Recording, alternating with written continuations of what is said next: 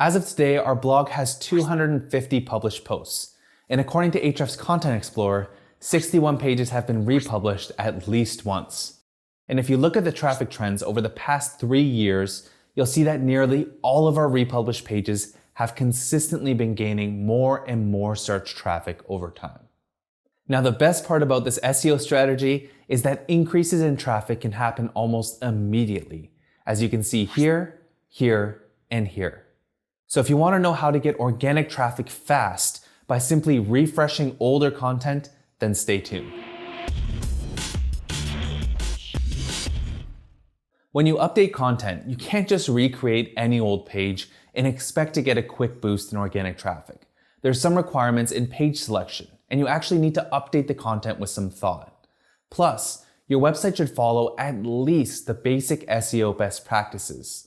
So you should have good content, a technically sound website, and have some kind of website authority, meaning you're not a news site or have no links pointing at any of your pages. Updating content isn't a magic trick that'll send a torrent of organic traffic your way. So if you fall short of this criteria, then I recommend watching some of our beginner level videos first to amp up your site, and I'll link those up in the description. But if your site matches this criteria, then let's get started with the first step, which is to diagnose pages where your content is responsible for underperformance. Content is obviously a huge contributor to your ranking success, but it's not always going to be the main reason why you're not ranking in the top 3 positions. So the first thing we need to do is actually identify that a content issue exists. And there are 4 main things to look out for. First, check the age of your page. It takes time to acquire backlinks and for Google to understand where your page fits in the SERP. So as a general rule of thumb, you should give your page around 6 to 12 months to rank before considering a major update. Second, you need to check that the page is targeting a meaningful keyword. And for the purposes of this video, I'll define a meaningful keyword as a topic that has potential to get search traffic. For example, this post on how to start a link building campaign fast isn't targeting a keyword, so we wouldn't update it for the purpose of getting more organic traffic. You should be able to tell right away whether you're targeting a keyword from your page title and URL. But if you're not 100% sure, you can double check if the topic has traffic potential by going to Ahrefs Keywords Explorer and entering a query you think could have traffic potential. Then scroll down to the SERP overview table and look at the amount of search traffic the top ranking pages get. And now you just need to assess whether the topic is worth updating based on the time and resources required for the potential traffic gain. Now, I don't want you to think that I'm saying to only update pages with traffic potential. For example, we create data studies which helps us build links, contribute to the SEO community, and also flex our big data muscles. But since we're talking about updating pages for more organic traffic, we'll skip over these types of pages for the purposes of this tutorial. Alright, so third, make sure your page isn't already ranking in the top 3 for its target keyword. Minor updates are usually fine, but generally speaking, if you're already ranking in the top positions, you probably don't want to do a full rewrite and potentially lose those rankings. There's obviously exceptions to this rule, but let's keep this tutorial simple. Alright, so to find pages that aren't ranking in the top 3 positions, you can use either Google Search Console or Ahrefs Site Explorer. With Search Console, go to the Performance or Search Results report, and then make sure that you have the average position selected. Next, let's set a positions filter to only show keywords that are ranking in position 4 or higher. From here, you'd want to look through your list of queries and try and spot topics you're targeting. Now, since Search Console shows average positions, it usually isn't a great representation of where your page ranks today. So you can use Ahrefs Site Explorer to get more current ranking positions. So I'll enter our blog URL here and run the search.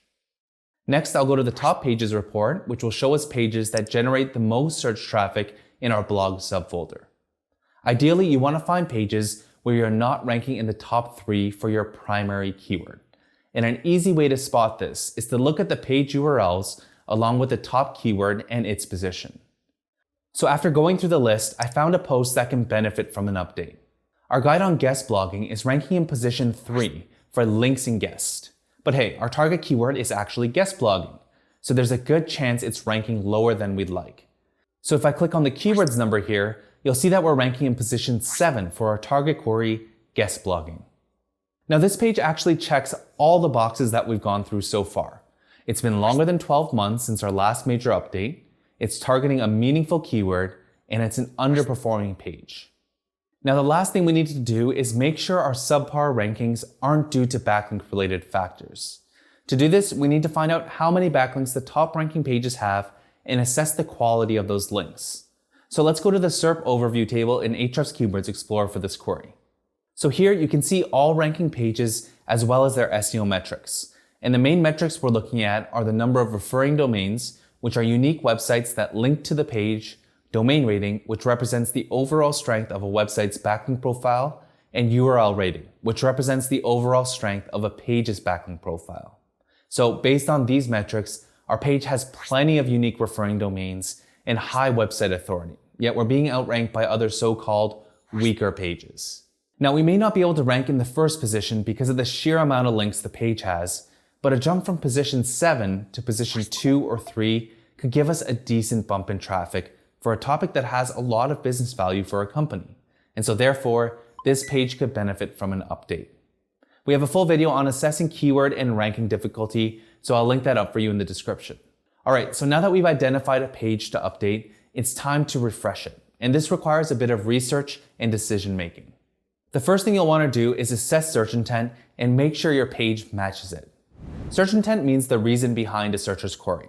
And the best way to do this is to look at the top ranking pages and identify the 3 C's of search intent. The first C is content type. Content type can usually be categorized into blog posts, product, category, and landing pages. So based on the SERP, these are all blog posts, including ours.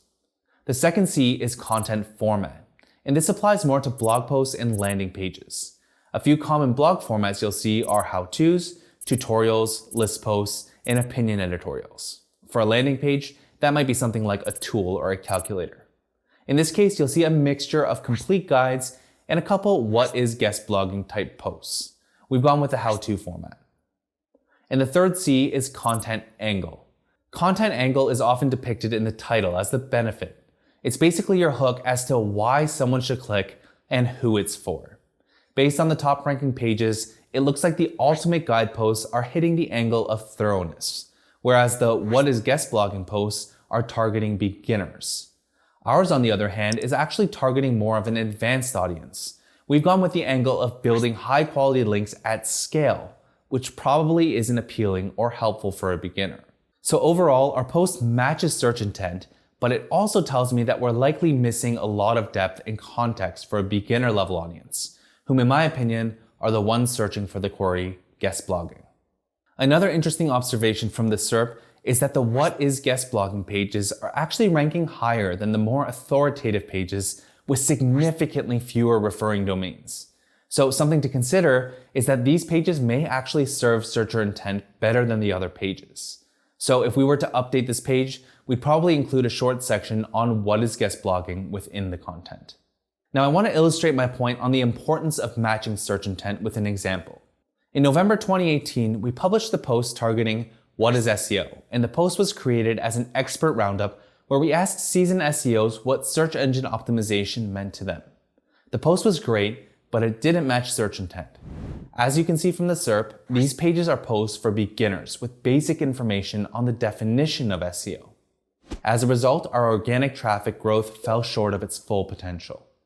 We then updated the post on September 5th, 2019, and almost immediately got a huge spike in traffic, and it continues to grow. So bottom line, if your page isn't perfectly matching searcher intent, then your traffic and rankings will be limited. The next thing you need to do is analyze the top ranking relevant pages. Now, since we've already pinpointed that we have a content issue rather than a links or technical related one, we need to see what the top ranking pages are doing right. So this would require you to manually visit the pages and analyze key points that are being made. And you don't need to actually read every single post word for word.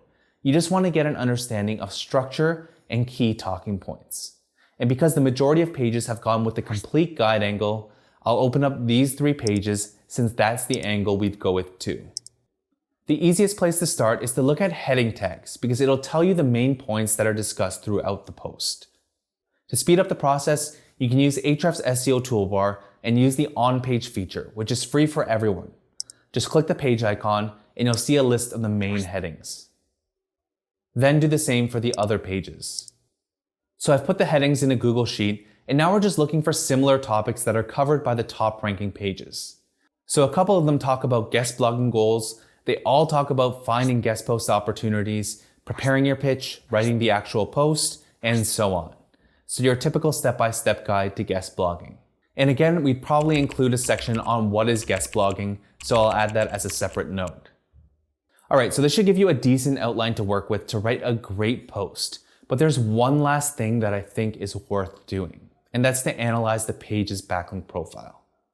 Since we're updating a page and we've ruled out that links aren't the reason for the page's underperformance, it's worth looking at the page's backlinks to see why people link to it. For example, if you have a post that includes stats and people link to you because of that stat, generally speaking, you should include it in your updated post so the link stays relevant. Does this play a role in rankings?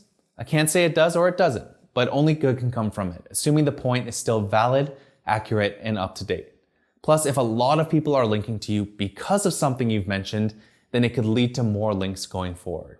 To see your backlink profile, go to Ahrefs Site Explorer and enter the URL of the page you're updating.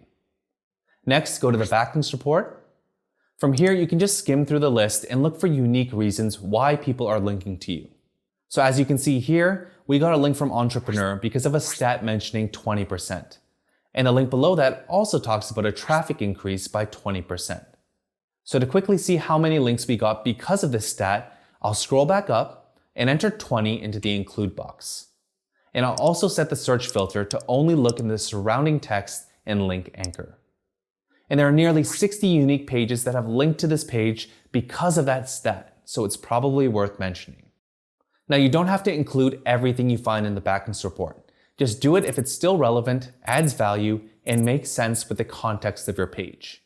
Alright, so after doing this, you should have a thorough outline of the key things to include in your content. The last step is to republish your post and submit it for reindexing. If you use a CMS like WordPress, change your publish date to the current date and hit update. After, you can resubmit your URL in Google Search Console and request reindexing. Just enter the URL in the search bar, and then hit the request indexing link. From my experience, Google recrawls the page almost immediately. So if you've done everything right, and your page matched all of the aforementioned requirements, you can sometimes see an immediate bump in rankings and traffic. Now, you don't have to actually request indexing, you can also wait for Google to recrawl the page, which should have the same effect. So I encourage you to go and do a content audit of your site to see which pages could benefit from a full-blown update. And we have a full tutorial on doing a content audit, as well as a free template that'll do the heavy lifting for you. So I'll leave a link to that in the description. Now, if you found this video to be helpful, make sure to like, share, and subscribe for more actionable SEO and marketing tutorials. And if you have any questions, leave one in the comments below. I'll see you in the next tutorial.